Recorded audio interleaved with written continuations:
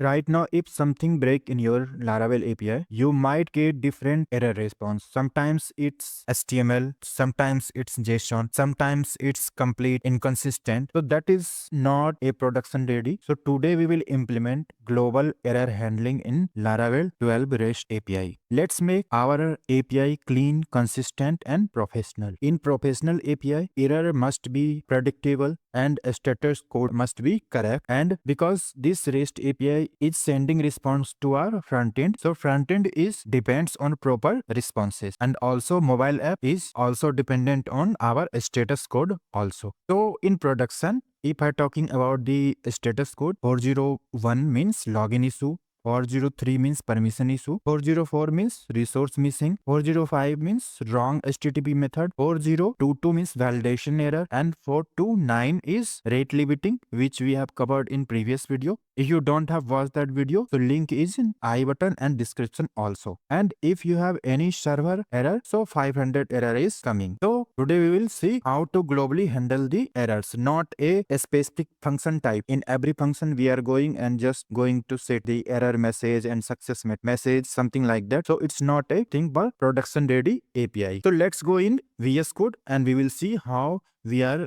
doing all these things. So as you can see, this is our app.php. So in task controller, you can see we have handled all the exception in update, create, everything inside the try and catch and different format. So this is not a good practice. So if I going to in our Postman, so in Postman you can see this email ID is test3@gmail.com and correct password is 123456. So suppose if I press the one more digit which is wrong, 124567. So when I am click on send, so it will give me the error because the email ID and password is not correct. So I want the correct error code and a correct format that will help to write the code in front end or also mobile API also. So you can see 500 internal server error, but you can see response is not properly. We need a structure wise error message. Okay. So for this in Laravel 12, we need to write the error message in our app.php. So inside the app.php with the exceptions inside this block of code, I'm going to write the exception code for the errors. Okay. So for this, we need to write the $exception. And after that, render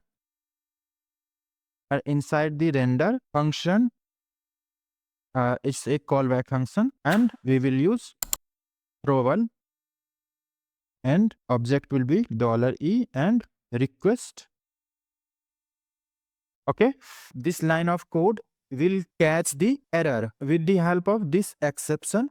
This allow us to override global exception behavior, and inside this I have written this code. This $exception render function is defining how a specific exception type should be returned. So Laravel automatically detect the exception type. Okay, so now I am going to write a variable to store our status code. So by default I will use the status code 500, and after that I am going to write the separate condition for every error. E instance of going to handle the authentication errors. Exception $status code. If the error is authentication error, so in that situation error code will be 401. So we need to add this authentication exception class. That's why it's giving error. Insert authentication exception. Okay. Now it's correct. So when the authentication error is coming, so it will give this error. Else if I'm going to, if the any other error is coming, so in that condition, instance of use the HTTP exception, which will handle the most of the HTTP error. Okay, like 429, 403. I'm just going to write here inside this object E.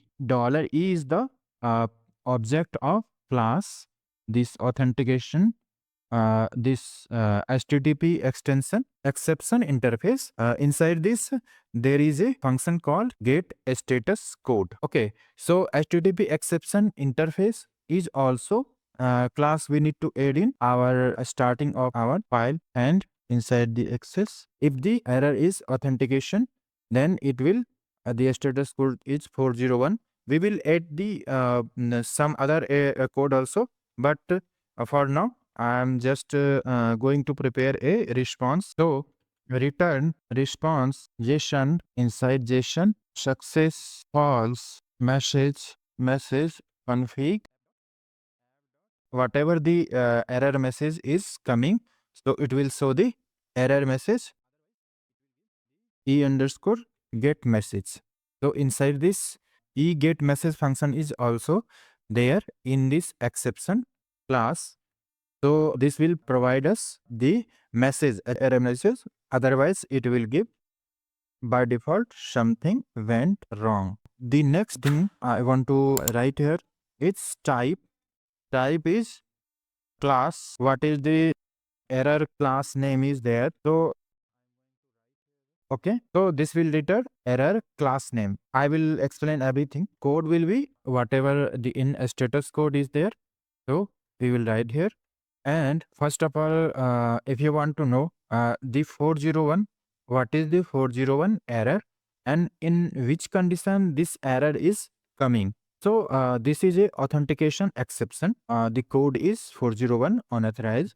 So this error is coming if the user not logged in, token missing, token expires, and invalid API token. Now we need to the 4-5 condition, multiple error code on the basis of multiple. Mostly we are going to handle this.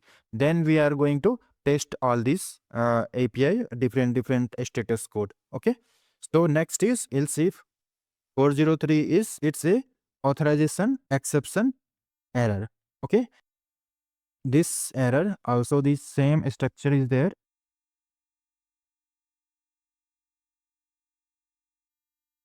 Authorization exception. Okay. So inside this, just going to store this code as 403 authorization exception. Okay. One more error is 422. It's for a validation instance of validation exception. Validation exception error code will be 422. Plus what is 403? What is? So 403 is authorization exception. In this status code 403, when the user is logged in but don't have permissions, the role permission. For role permission, this some API have permission to admin user, some API have permission to a normal user. If the any API don't have the permission to a normal user and that user is want to access that API, so in that condition this 403 error is coming. If the validation means required field is missing, email format is not correct, data type is not correct, validation rule is failing, so in that condition we are using this 422 error code. User input is incorrect, so in front end or mobile API, so validation error. And 404 is just like, so if the hitting the wrong API URL, then that condition you will see the 404 not found. It means that URL is not exist. Okay. 405 is a method not allowed. So when we are in going to in postman, suppose any API is accepting get request, but we are selecting the post request, then that situation we are getting this error. And 429 in my last video which I have covered on rate limiting. So in rate limiting, you can see if a user has permission to in 1 minute, it can send the request 5 times. So after the 6 times when the normal user is sending the request, so it will get the error code 429 too many requests. If the error is unknown, then we can send 500 internal server error. So it may be database failure, code error, server crash, and unexpected exceptions. Now let's go in Postman and we will see all these errors.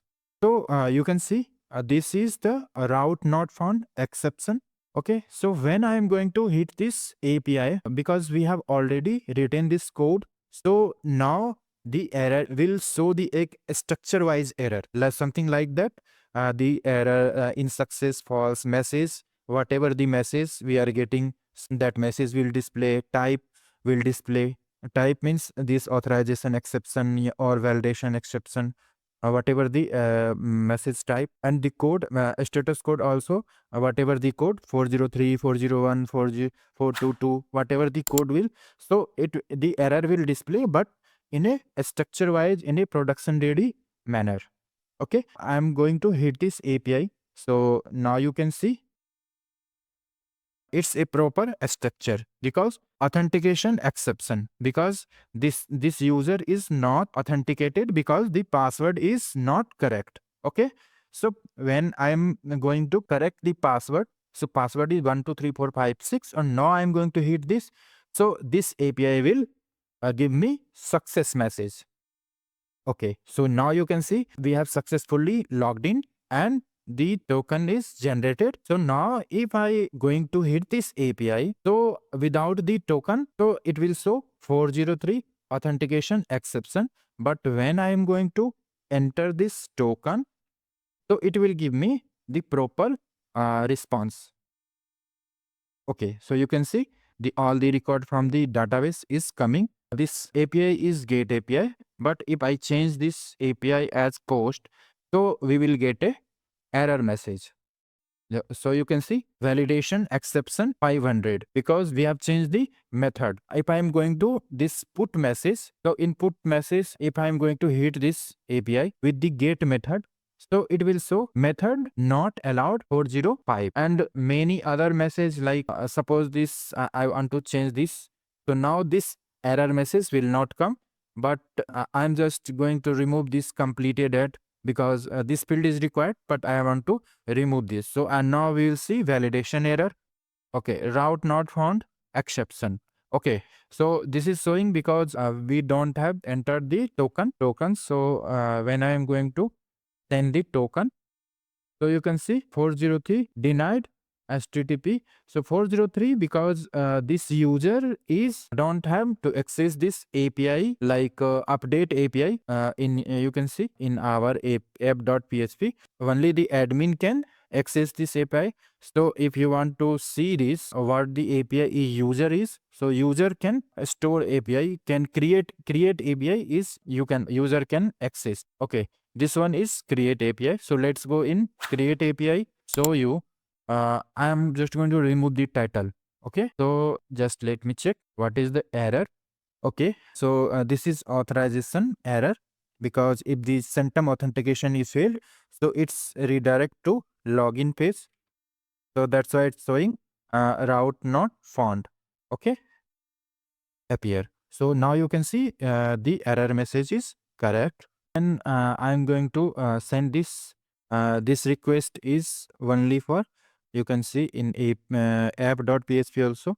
This is post API, but when I'm going to send the get, so it will give the error message. Okay, so you can see the error message. So this API is you can see post API. So when if I going to use this for any other method, suppose delete, I want to use this, so it will give the error.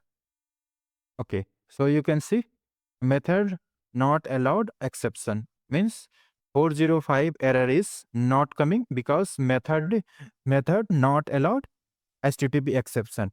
So this method is not allowed in this API. So you can see all the error we have seen, mostly 401, and also I'm going to show you this GET API. So you can see this is fetching the record from the database, but in this API, in the previous video, we have already defined this rate limiting. So inside the rate limiting, you can say app services. You can see 2 requests per minute. Normal user has permission to 2 requests per minute. Let's go in database. Okay, this user is normal user. So I am going to hit this API 2 times. So then we will get the error message.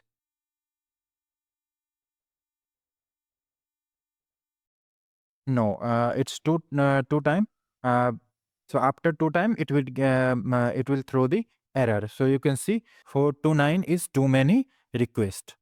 Okay, if the API rate limit exceeding. So all the error we have covered. So inside this app.php, I have written all the code in a centralized manner. So this is a production ready way of handling the error. I'm not going to send in every function and every controller to write error handling, and this will catch all the error, all the exceptions in some few lines of code.